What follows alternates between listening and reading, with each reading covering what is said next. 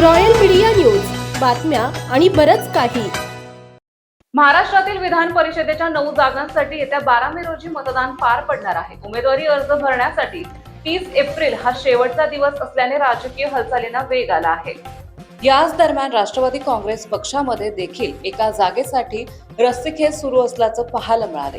दुसरीकडे अमोल मिटकरी यांनी जय पवार यांच्या नावाचा आग्रह धरल्याने राजकीय वर्तुळात चर्चांना उधाण आले आहे. अमोल मिटकरी यांनी एक्सवर पोस्ट करत जय पवार यांच्या उमेदवारीला पक्षातील इतर इच्छुकांचाही पाठिंबा असल्याचा दावा केला आहे. मिटकरींनी आपल्या ट्विटमध्ये म्हटले आहे की विधान परिषदेवर जाण्यासाठी इच्छुक असलेल्या पक्षातील अनेक इच्छुक उमेदवारांनी माझ्या मताला सहमती दाखवत मला संपर्क करून जयदादा यांच्या विधान परिषदेच्या उमेदवारीसाठी पाठिंबा दर्शवला. फक्त माझी इतकीच विनंती आहे की लिखित स्वरूपात त्यांनी तसा तो पक्ष श्रेष्ठांना द्यावा, जेणेकरून आपल्या दादांना ती खरी आदरांजली ठरेल.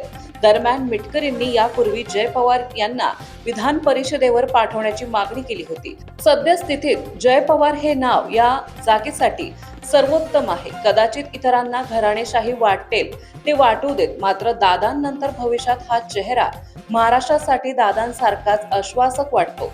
दादांची उणीव भरून काढण्याची क्षमता असलेला हा चेहरा राष्ट्रवादी पक्षासाठी संजीवनी ठरेल. अर्थात अंतिम निर्णय पक्षाचा आहे, असं ट्विट अमोल मिटकरी यांनी याआधी केलं होतं. महाराष्ट्रातील ताज्या आणि महत्त्वपूर्ण बातम्या पाहण्यासाठी आजच आमच्या रॉयल मीडिया न्यूज चॅनलला सबस्क्राईब करा आणि बेल आयकॉन प्रेस करा.